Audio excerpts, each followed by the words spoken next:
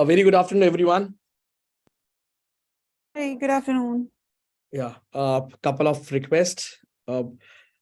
Please mute your mics at the time of the sessions taken by the professor. At the time of professor would be speaking, so it will be not be creating a problem at the time of the session. And that's all. And if you have questions, you can raise your hands, and if you feel that you can unmute your mic, we'll be moderating it properly. If there's a question, we'll handle it. We'll unmute, and if there's a problem, we'll mute it. If there are two questions at the same time, we'll handle it. So again, good afternoon. It gives me immense pleasure to welcome you all. We have Professor Sachidanand Banigal with us, and our director VC now, Dryas Mehta with us. Mr. Mehta, please. Yeah. So good evening and a warm welcome to everyone. Professor Sachidanand Banigal, thank you for taking out your time, and to all our participants who've taken out their time on this sunny afternoon, evening. So we are delighted to have you, and thank you for taking your time out to attend this interesting and insightful webinar on creating from legacy to innovation, creating new mindsets, business outlooks for family managed businesses. How do you scale your existing business and build new business ventures and new age business ventures? How do you gain and scale your existing business and build new age ventures? And also gain insights into IIM Indore's program on family business and entrepreneurship through this particular program. So in the next 9 years, India's large family business will undergo a lot of handover from the founders to the second generation of owners. And almost 35% of them, will be third or fourth generation entrepreneurs. This is, a study that was done by CII from the Family Business magazine, or the family business research that they have done. Family businesses largely contribute to almost around 60 to 70% of the GDP in many developing countries. And therefore, they are one of the most important, units of business that a country also looks at. And I think it is evident. And, today, even the government looks at this, SME and MSME businesses with a special focus to drive the economy. What is the need for a family managed business and entrepreneurship program? So traditionally, family managed businesses are undergoing intense, churn and transformation due to the disruption, the competition, the new business models that have come into the in the environment, in the current VUCA environment. So as family businesses transform and transition to the next generation, there is a growing need to prepare the next generation leaders to take this on successfully and to grow and provide that continuity of this existing business into new age ventures as well as growing existing ventures. So I have the privilege of introducing our distinguished program director for this program, Professor Sachidanand Banigal, and he's affectionately called as Professor Sachi, where he's the Faculty of Strategic Management and Entrepreneurship in IIM Indore, where he's been teaching. He's a specialist in entrepreneurship, and thanks to his 15 years of active involvement with the entrepreneurial ecosystem, he has taught numerous management development programs right from government agencies, corporate family businesses, incubators, accelerators, and has worked with institutions like IIM Bangalore, where he was part of the the cell which was actually encouraging entrepreneurship. He himself has started a couple of entrepreneurship businesses in the education and SME fields. He's been consulting there. And, he has worked with the NS Raghavan Center for Entrepreneurial Learning, which is NSRCL, one of the top incubators and accelerators in India. And he keeps giving business owners, family enterprises, and SME guidances and mentoring them to assist and overcome business and growth challenges. So before we start, I request you to remain on mute during the session. If you have any questions, please submit them in the chat box. Once Professor finishes, we will have a live, two-way Q&A. By raising your hand, we will call you out to it. So over to you, Professor Sachi. Thank you. Thank you, Darius, and welcome all of you to this seminar. seminar, that's what I have kind of thought about. And the focus of what I'm going to talk here is why do family businesses generally need to adopt an innovative mindset? So that's broadly what I'm going to discuss about. And in the process, we are going to discuss a bit of the challenges that the family businesses face and what the implication would be in terms of the innovation related activities that they have to undertake as such. Okay, so first, I think very often when I go to a PGP class, and PGP is the MBA class at IIM Indore, and ask the students how many students are from a family business, you would typically find around 5 to 10 people who are in that range in a section of around 70. And the next question I ask is, how many of you want to join your own family business? And the answer typically becomes like saying, I don't want to join. So literally, you will probably find a hand or no hand at all that goes up. In do you want to take the question? Because I think has raised his hand. So your call, sir. Yeah, I could take the question. That's fine. Yeah. Yeah, Vikas, please. You have a question?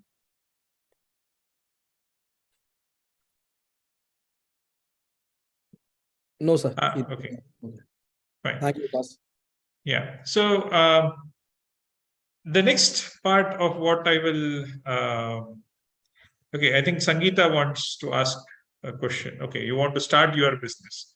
Okay, I think yeah. So the next question. So first, I'll talk about the family business itself, and then I'll come to the starting up aspect of how to go about doing it. So yeah, okay. So okay, no, this was not for you. This was just me sharing my experience in a MBA class here at IIM Bangalore. I mean, IIM Indore, IIM Bangalore, anywhere I do. Okay, so that's more of what I was talking about. I think you should go on with it, because there will be comments which will be coming up, and we can take questions afterwards. I'll be more. Fine. Okay. Okay. So so the next question which I generally ask them is, why do you not want to join your family businesses? And it's not just them, but anybody in that audience. And I get the answer of saying, from the phase you begin seeing, okay, isn't it an outdated legacy kind of firm that you're referring to? That's because the notion of what a family business typically means for most people is the corner of the street kirana store that is there, and do you really want me to go and join that? That's the kind of expression that most of the people who don't come from that, then I kind of go on to telling about, look, is it just that we have, or do we have a lot more of these companies that we consider to be corporates but are actually family businesses? So if you just begin pulling out a few of these names of the companies, then they'll realize that they're more ubiquitous, that is, they're present everywhere, and the size of these firms is substantially larger, right? So beginning with the Tatas, beginning with the Birlas, to the more new age firms, I mean, debatable, but if you think about it, is Wipro a family firm? You can always debate, but you get to the point, right? Is Infosys a family firm? That's a curious statement. Most of the people begin paying attention then, right? Or even globally, if you think about Walmart, right? So most of these large companies that they study are family businesses. But what do they study in an MBA course here is essentially about an organization that they enter. And as they enter, they're assuming a lot about just the business and its management. But family businesses are a unique setting where it is not just the business, it's not just one circle or one universe that they're dealing with, but you have another universe which kind of overlaps with this, which is generally thought about as the family, right? So you see an overlap of a family world with the business world. and both have their own different dynamics. So if you think about what is driving the dynamics in a family business, it is affection, it is taking care of somebody in the family. These are very different dimensions from what you see in a business, where you're essentially saying, okay, it is about profit making, it is about competition, right? So you're putting together two worlds which are extremely contradictory in their perspective itself. And to complicate this further, you will have another question of saying, how do we pass on what we have created from one place to the other, right? So that's one of the things that becomes very challenging for people to handle, right? So you're talking not just about two worlds, but a very interesting connection about saying how are these two worlds connected. So just to give you an idea about what I'm referring to, I'll just share my presentation here so that you understand. We are talking about this kind of a system when you're talking about a family business. And when you move further from there, you have another system, which is the ownership also, which gets added to this, right? Now think about it as saying, okay, I understand how a family business looks from this, but where is the temporal story? That is, how does this change over a period of time, right? So all these three parameters, or the three dimensions, if we can call that, change as we are growing.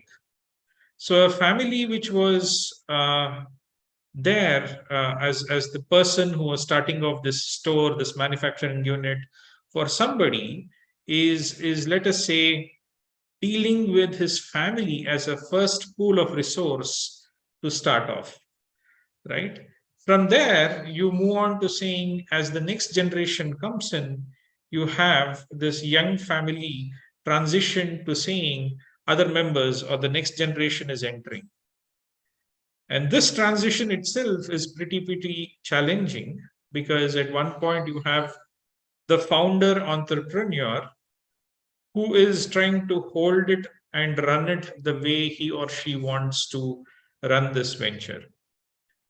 And come in the next generation, we don't know how the family dynamics which is there could begin affecting this. If there are more than one siblings, the competition among siblings could affect it. We see that in a lot of large companies also, right? We have seen it in the case of Ambani's, and what a public face we had in that. And what the implication on another dimension had, right? You thought about a business system which had to be altered to suit or maintain the requisites of a family and the way the siblings were thinking about it, right? Now move one generation further, and this very quickly becomes a set of families which are working together. And from there, you'll have to think about saying who next out of a large pool of families, that is the cousins of cousins of cousins, who is the most suited to run these ventures, right? This is only on just the family business dimension that I was talking about. But if you think about business dimension evolution of something that you're seeing, when you're building the first time your venture, you are operating like a startup. What do we mean by this? By this, I mean you're referring to a family which is running this venture but is short of resources. They do not know if the market exists or not, right? From there, relatively, you get to a stable state, assuming that you are able to survive. You are considering an expansion.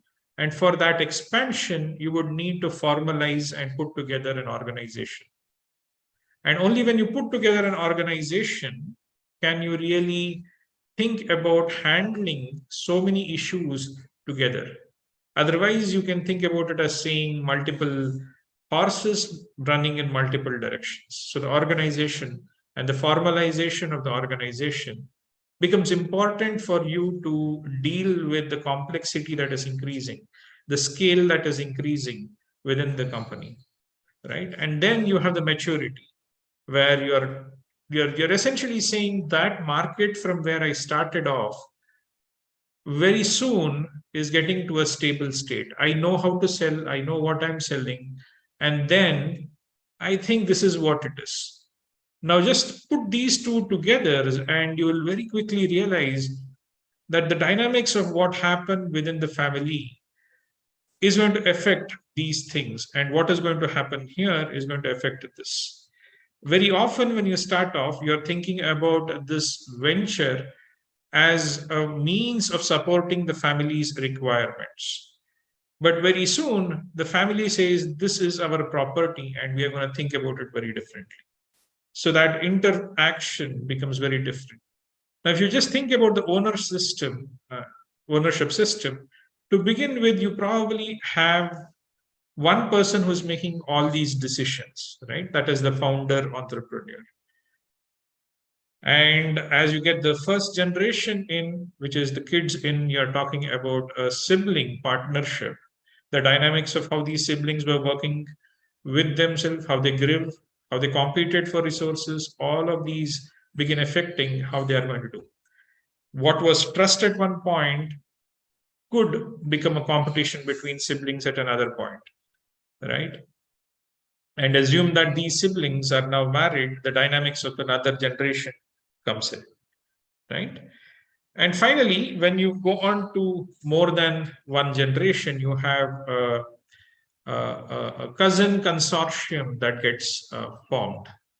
So what was a very innovative setup at the center very soon could shift into a place where everybody is saying, this is how we are going to make money, and this is our cash cow. That is, whenever we want to go have some cash, we could go to this business and say, please give me this cash, right? Now that's one dynamics of it. But as people are coming in with a lot of siblings and their families, and the next generation coming in, everybody wants to compete and say, what is it that I am going to get a piece of here? So if this business is not scaling, it's not growing, and if there is only one business, you can imagine how complicated the issues of the business could quickly complicate your personal life, your family life, right? So family businesses by themselves are not a very simple organization that most of the people study of in an MBA, right? There are so many assumptions that drive an MBA teaching that is there, and when you are trying to teach or communicate about it in a family business setting, a lot of these needs to be attuned to that setting. Okay, so this is one of the ways in which the orientation of what you have to get from an MBA versus a family business course would need to be adapted. Now, the next point which I wanted to go on is continuing from that line. The notion of these people who are sitting outside is most of the family businesses are in what you can call as a legacy or an archaic industry. What do we mean by this? We mean the dynamics of the industries are relatively stable. They're running mostly on the relationships that have been built over a period of time, and then not moving very rapidly to the new age businesses. The new age businesses are more like what you believe a startup is. That is extremely dynamic, rapidly growing, consuming resources like never before, right? So every challenge in every day of the life of a employee or even the founder in a startup is extremely different from what they had the earlier day.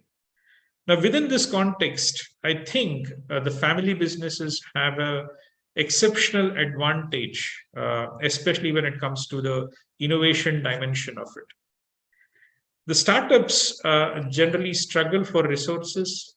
Family businesses, you realize, are riding on a pool of resource which is already accumulated over generation, which makes it easier for these people to say, okay, we have the cash, and the second place where we get our resources, which is the network connections that you have to a variety of people. Now, what is missing is that assumption of stability within an organization, which is a family business, right? So, because you have a stability there, you say this is what is the market, and we won't want to rock the boat as much. And that's where I think most of the innovations or attempts at trying something new begin to falter within an organization. To complicate this issue of saying we are comfortable, a sense of saying comfort is inhibiting innovation. You also have the dynamics of the family which flow in. What do I mean by that? Now, for every decision, let us say if the son is supposed to take approval from his father or mother or anybody from the earlier generation, you're beginning to say that the number of approvals that you need to do are beginning to constrain the rate at which something new could be experimented. So the question of saying what is inhibited innovation within family business can be attributed to these two. I don't think so. Other issues which come up, let us saying exposure to new things, experience to new things, etc., are really going to be a challenge for anybody who is in a family business.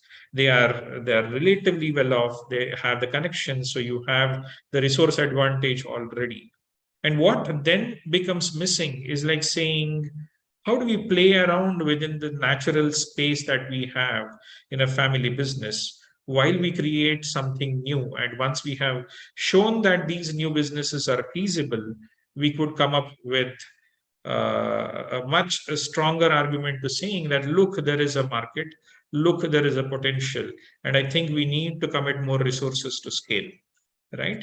Now, that is how you would expect a family business to think about it as saying an entrepreneurial venture coming within a family business. So from here on, what I will shift the focus from exclusively what I've been talking about in family businesses to innovation and entrepreneurship, right? So we are essentially saying, where does innovation come from? Right? Within a large corporate organization, you would assume that you are able to find new problems within what you are trying to do. This is also applicable within a family business. So one, you need a problem that you're trying to address. It could be within your family. You require somebody who is essentially taking that initiative to say, I will make a difference. I will try experiment something out. What we are really referring to is that entrepreneurial inclination. If we don't have that entrepreneurial inclination, most of what we are going to try is going to be not at all moving, because you need somebody to keep breathing down your neck to say, let's do this, right? So let's assume that we have what I just called as the agency of an entrepreneur, that inherent urge to say, let us try something new and let us take that initiative to try this. Now, this is what we are really referring to when we are saying display something as an enterprising behavior by the people, right? If that enterprising behavior is not there, there is no way entrepreneurship can start. So this is applicable within a large organization, applicable within a family business, as well as people who are starting off. So the people who are starting off, just one more caveat there. When you're finding your co-founder, pick somebody who is displaying this kind of an inclination. If you don't have somebody and you're picking up somebody simply because that person is your friend and does not have any inclination of this, you will end up most of the time just chasing this person to get things done. So you're not going to focus on building your venture, right?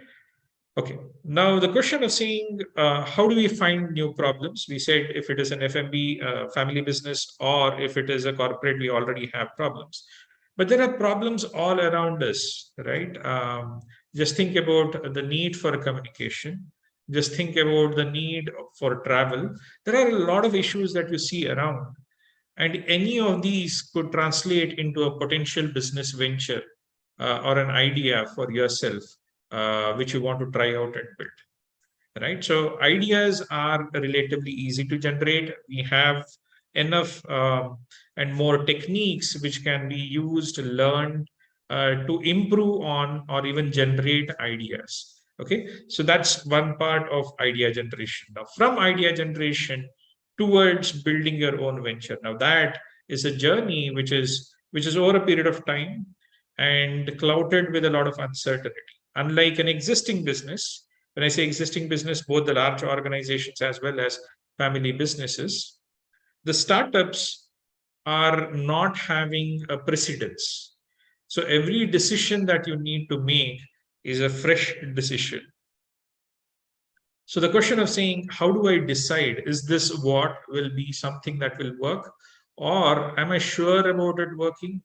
Are going to stop people from really converting that initiative into a result, right? So you're going to be bound or challenged by that uncertainty around you into anything that you're trying to do. And that's where some of the new age techniques, which we are talking about in the course as well, which we call the lean startup method or the design thinking method, or even effectuation. All these are different ways in which people can use or leverage to start new enterprises come into play, right? And once you have that, you're really talking about saying, where do I find my resources now? If you're a family business, you already have an advantage of saying, I can actually pick up a connection and do it. If you're a new guy who is trying to start, if you're an individual who's going to start for the first time, you have to leverage, develop your networks for this purpose, right? So how do you engage with your networks? How do I engage and become a better networker is part of what you will probably have it covered within this course as well, right? So if you think about what we are doing in this course, we are essentially matching up what we think is not just the challenges of a family businesses, but for anybody who is trying to start something new under the radar of a family business or outside it, you have enough and more techniques that you will learn. And the next stage that you will be going on after you have made some tangible revenue streams possible is about building a much more robust business model, is about formalizing your organization, right? So that is also going to be covered. So most of what you're going to learn here is a basic requirement from an MBA that could come in. So from the very simple elements of what is necessary or get a intuitive understanding of what is there in a financial statement, how do you think about it, to some marketing insights about saying what are the different marketing frameworks we know of, and to the more modern digital marketing tools as well that you have there, right? So you have an extremely power-packed set of things that are there in your course outline itself. So with that, I think I will, if Tushar and Darayas are okay, I could get into presenting the course outline also, because I think it will just flow in well at this point. Are you okay with that? Sure. Yeah, I can. Okay. So, Tushar, I think can one of you do it? I mean, yeah. I will share it right here if you want. And then once I'm done with the academic flow, we could come back and then discuss the larger structural elements that you want to highlight. Okay. So here it goes. Okay. Yeah, I think The module module on the 6th page, sir. All this. Yeah. Yeah, this one. Okay. Yes. So just as I was talking about, one of the first module that we are going to do is about entrepreneurship, because that is where most of the story of saying how do we start, what challenges do we have, and how could we manage these challenges is going to be covered. That is your module 1. Its emphasis is primarily on preparing you as an individual and your organization, your venture, which is in the nascent stages. So that's what we are going to focus on in the first module. We then go on to giving the basics of how do you put together your organization, and that's where and make an assessment of whether this organization is really uh, going to be viable, as we call it. When I say viable, I'm really saying that cost and the revenues, will they at some point match? And that's where the next two parts primarily come in with that, right? So the module one is about entrepreneurship. Module two is more about giving you the basics of accounting, which would be useful for you to see and assess the health of your organization.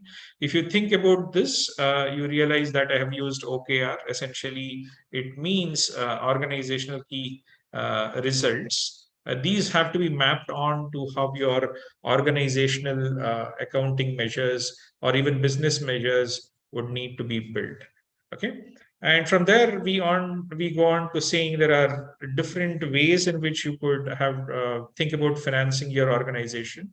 And part of this is going to be about financial stories, and then understanding how do we do the VC investment preparedness as such, right? From there, a bit of taxation insights, and from there to the marketing, product development aspects of it.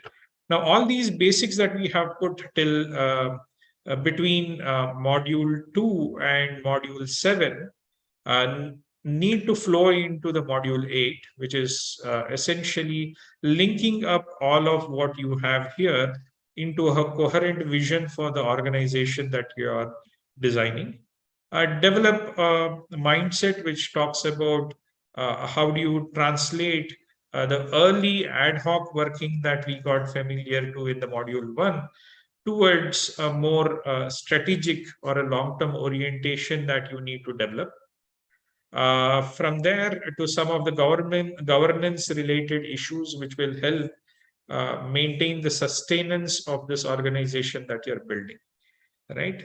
And as you're doing it, we talk about implementation, and for that you require the aspect of people management, organization building, extremely necessary. So that's how we have linked it.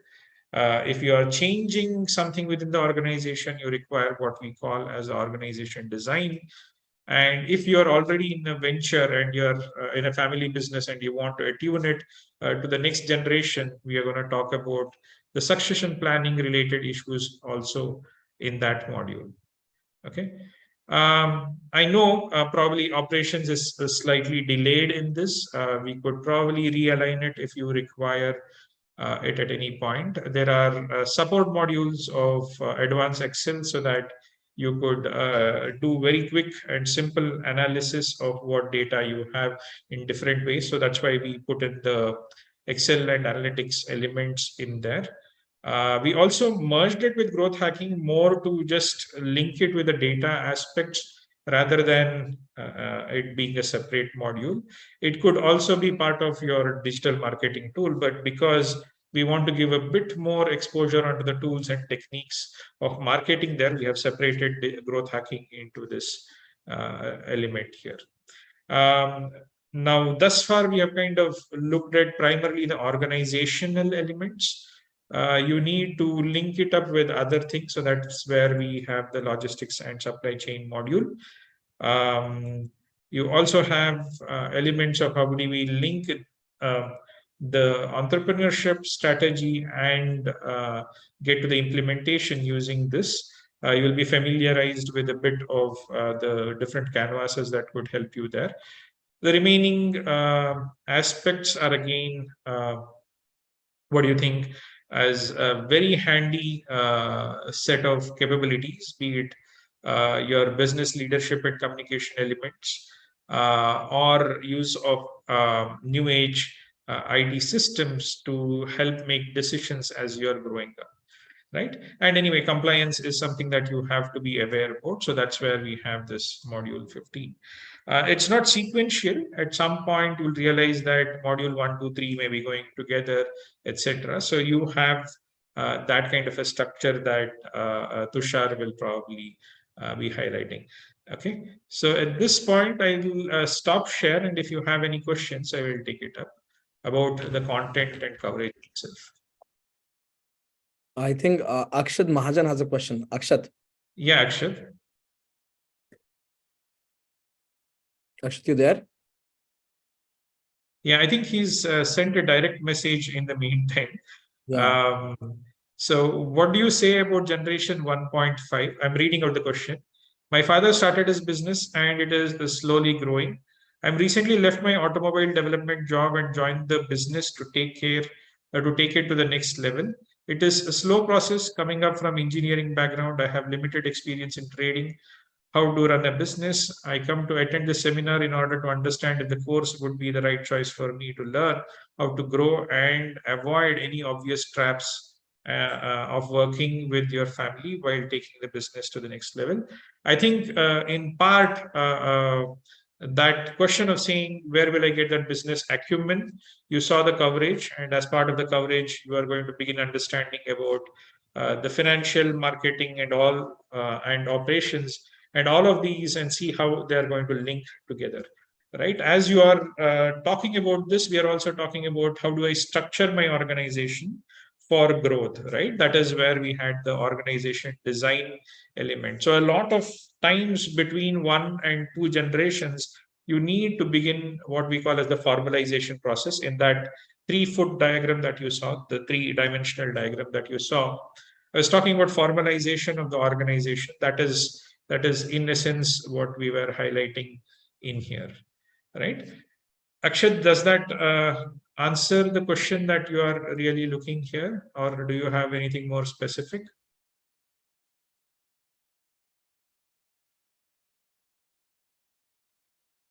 No problem, Akshat. He just messaged that he's in office and he cannot respond on audio.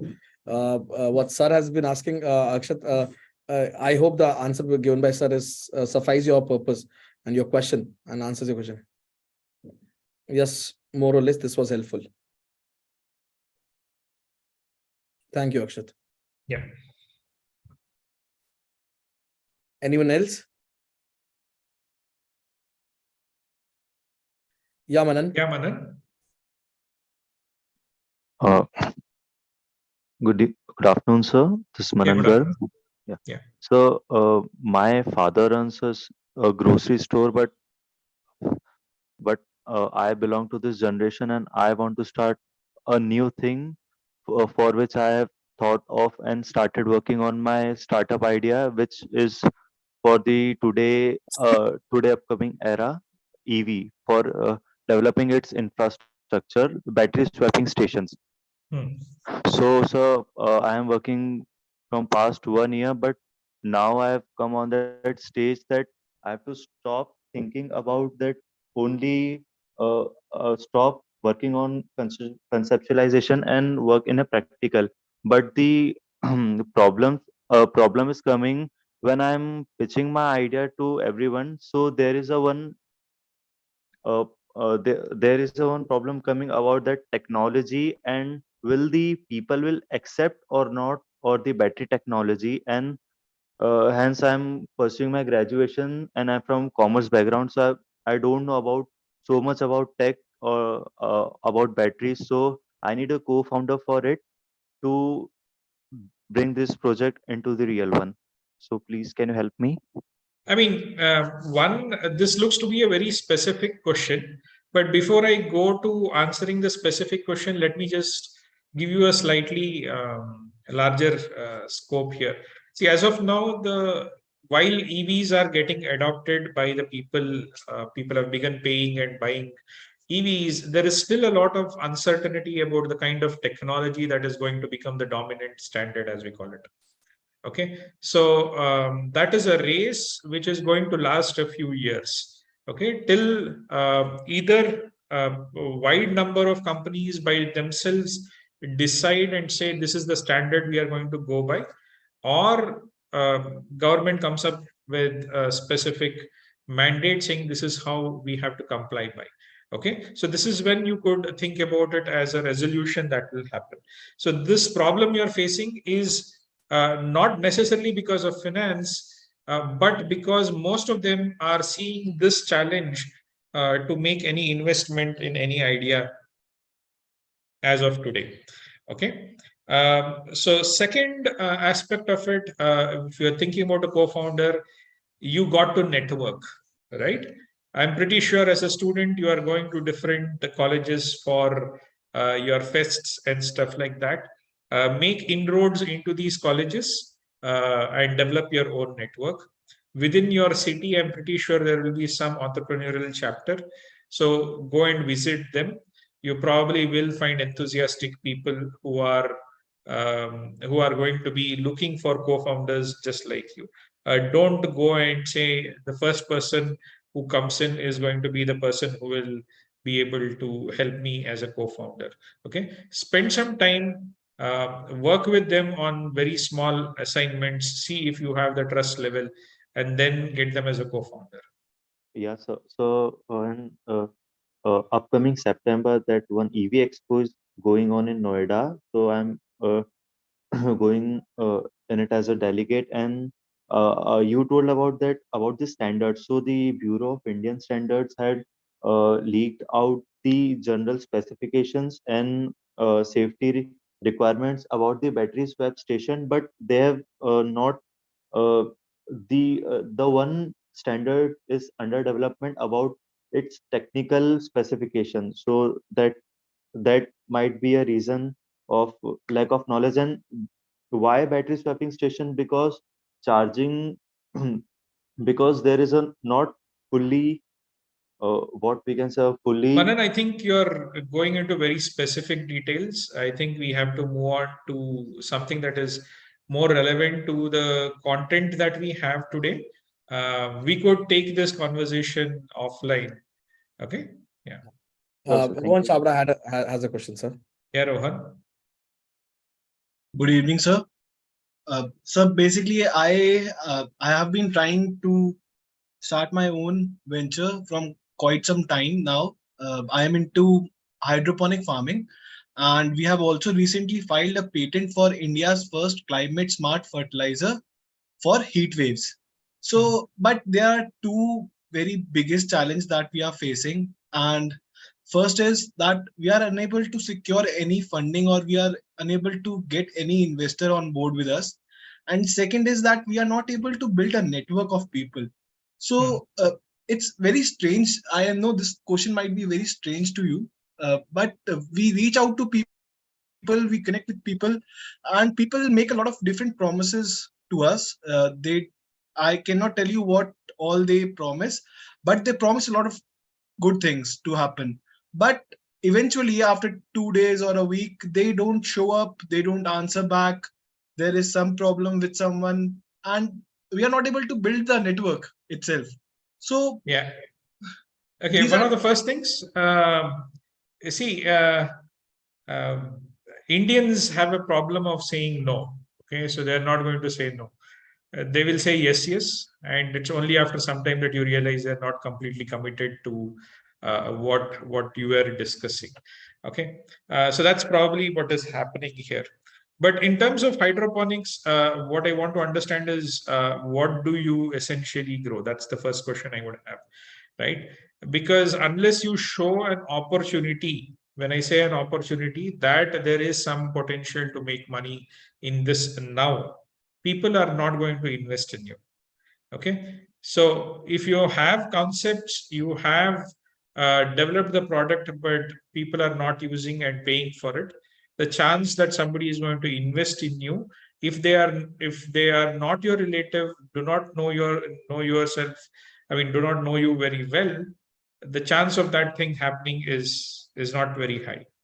Okay, so this is in essence why you may not be able to get it. But I think these are very specific questions about the venture. I'm just looking forward to something that clarifies about the program first, and then when we remain with the time, the time remains, we could take up. Otherwise, we're going to deal with specific questions than seeking clarity about what you want as a solution to your specific issue, right? Thank you, sir. Yeah. Thanks, Rohan. Ms. Purvika, please. Good afternoon, sir. Thank you for giving me this opportunity to ask the question. So, sir, my question is a little more general question. The class will be having different mindset and different businesses to take over. So, what will be your approach towards the class and how you will be managing that? I think one of the things you need to understand, business can simply be put into in whatever way you want to call it, non-social enterprises. If I'm going to use that word, I can put it into one equation, right? Profit is equal to selling price minus cost price. That's the entire summary of how you're going to put any business into. Right now, from there, you think about saying, what is a business? How is one business different from another business? You'll realize that it is only about certain ways in which the expenses are done. Now, this is where the generic knowledge that you're going to get in a class is taken. Okay. Now, the second one, from this, how do you translate it into your course? Now, if you would have read the outline very clearly, you are beginning to see that most of these courses require you to apply it in your business, right? If you're a family business, in your business, if you already started and there are some issues of running it, convert whatever you think is an expense into a balance sheet and see it for yourself, right? That is what it is saying. So if you are thinking about something, it has to be translated into what you receive as a generic knowledge into the specific knowledge that is applicable to yourself, right? Second, the third part is when you are in a class which is with a lot of people, you're realizing that one idea in one sector or industry can pollinate another idea in another industry. So if you think about where is a new idea coming, it is also because of this cross-pollination. If you don't look at the pollination side of what is happening within a class, the ability to learn gets constrained. Okay, so generic knowledge in the class, interaction oriented, that's what I do. Not every class is going to be interaction oriented. I mean, every module is going to be interaction oriented, but every module is going to try to give you that exposure of the how do you convert this generic knowledge into the specific application for your venture. I hope that answers your question. Yeah, sir, very well answered. Thank you so much. Thank you, Purvika. Ms. Rushikesh first, Mr. Okay, just a message which I received from Sunil Kumar. Will the course help entrepreneurs only, or will it help in getting employed in a family business? One thing I think, this is not oriented for somebody who is going to join a family business. Okay, unless you are a family member who intends to get into the family as somebody who's going to run it, this will not be suited if you're trying to join as an employee to Tata. No, I mean, for that, you can do a full-time MBA. So don't confuse it with that. Okay, sorry. Back to you, Tushar. Yeah. Mr. Rushikesh Vyas, please. Yes, sir. Good morning. Good afternoon. Yeah. Afternoon. Sir, I'm a software development consultant, and I mean, I'm from Ahmedabad right now. So my query is, when I try to build a network or try to reach the owner of the IT agencies, so when to get some work, so they the common response in the first meeting, like say, why you start your own, why you joined, why you are not going to join us, just like working as an employee.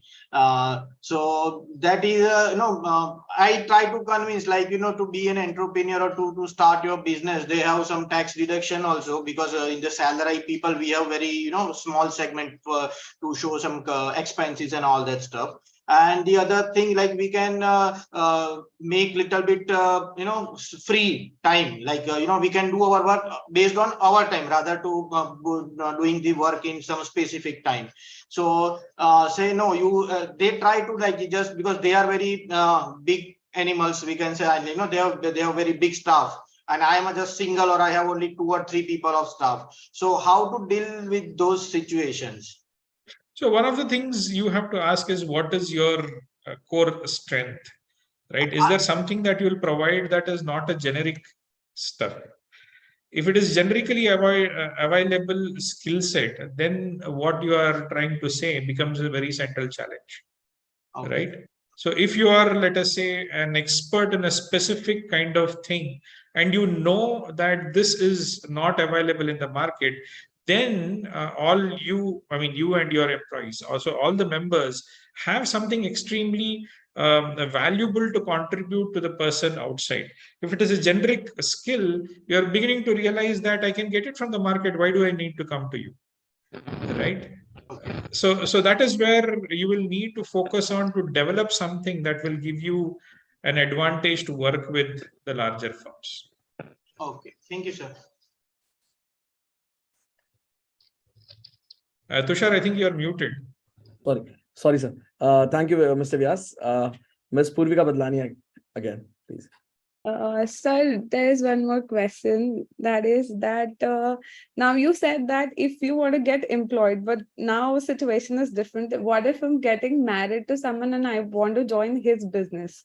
So I should be opting for this course, or I should go for a particular segment that I will be performing there? See, generally, I think when you are entering a spouse's family, a lot of things are dependent on how that family is going to look at it, right? It's not an employment as such. Yeah, you may be good at a specific thing, and that's where they may give you a role to start with. But that's not what you could think of as a line worker. A line worker is a person who's going to use their skills to get things done. You are in a decision-making role, then what you're going to learn here will be valuable. Yeah, Okay. Eventually you manage everything. That is what you mean. So this is more preferred course than going for a particular stream or segment. Yes. Yeah. Okay. Thank you so much. Thank you, Purvika. Any more questions, please?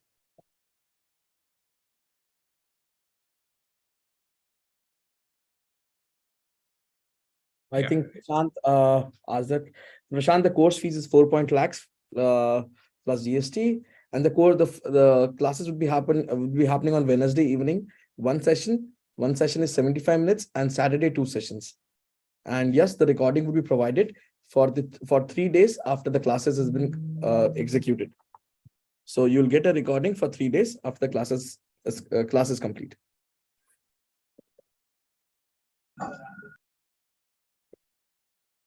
Anyone else?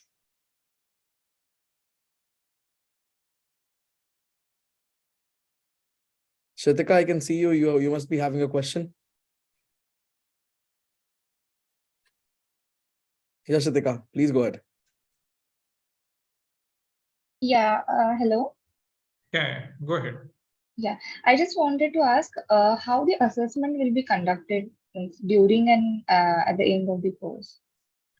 See, I mean, we understand that you are people who are going to be busy. So the assessment will change from one module to another. There is nothing like a standardized assessment of one exam as such. So sometimes you may have a quiz, which is, when I say quiz, it's going to be a multiple choice question based thing. There will be a project component, like I mentioned. So those project components are going to be extremely valuable learning for you. Plus, you could get your feedback from the professors on those. And that's also a component which will be part of your valuation. Yeah. Okay. You would definitely have some courses which will have a qualitative long answer format. I can't say that it is not there, right? You will have that, but I don't think so that's going to be the only way in which you will be evaluated. Okay. Thank you, Shatika. Anyone else, please?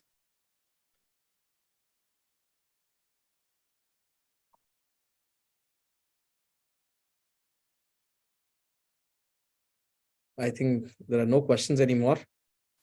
Okay. Do you want to tell anything about the program which I may have eaten into your time? So So I was just getting into the exam part, sir. Shatika, I would like to elaborate that. The exams are totally depending on the modules and the professors who are there. It sometimes can be a short answer questions, MCQs, or even a case study, depending on the professor and the subject. So it is very vital and important. The professor decides the examination which would be taken at the part for that module. I don't think so. If there is some questions, we would be able to answer it more profoundly and more in detail, if there is anyone.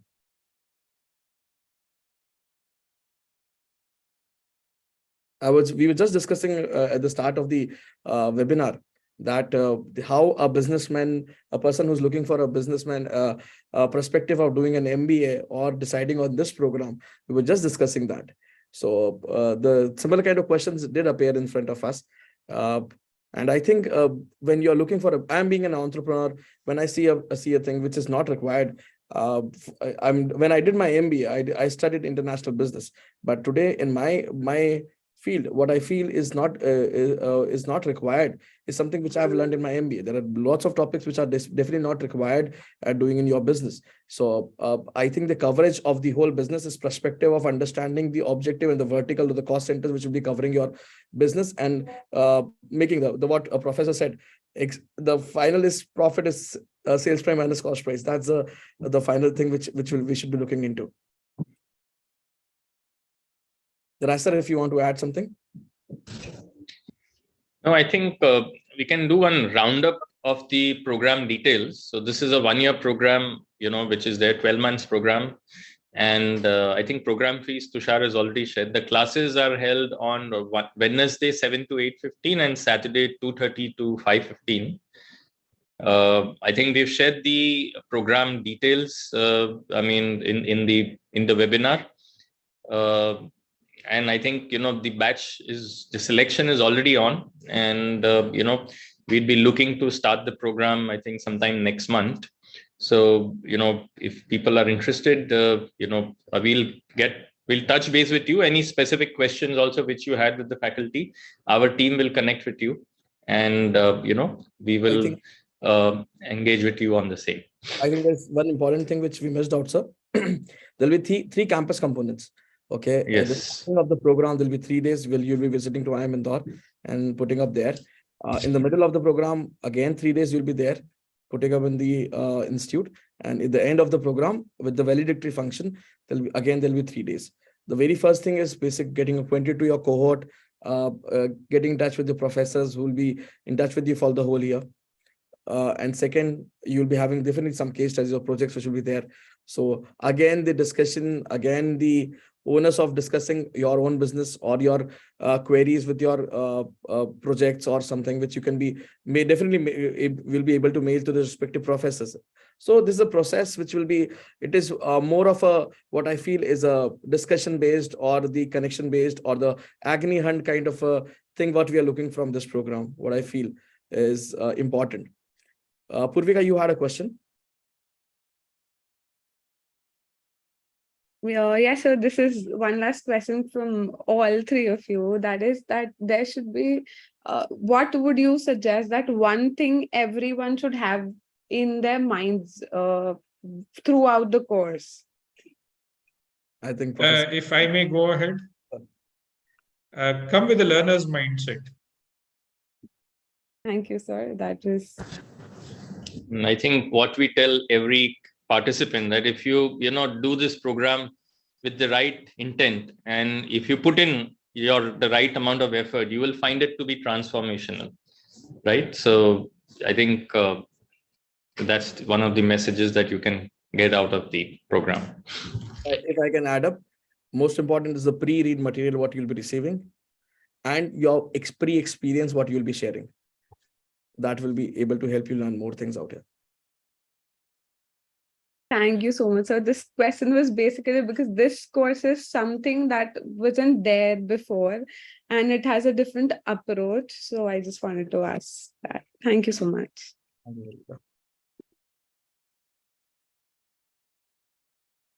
I think, sir, we can call it a day if there is Yeah. no questions anymore.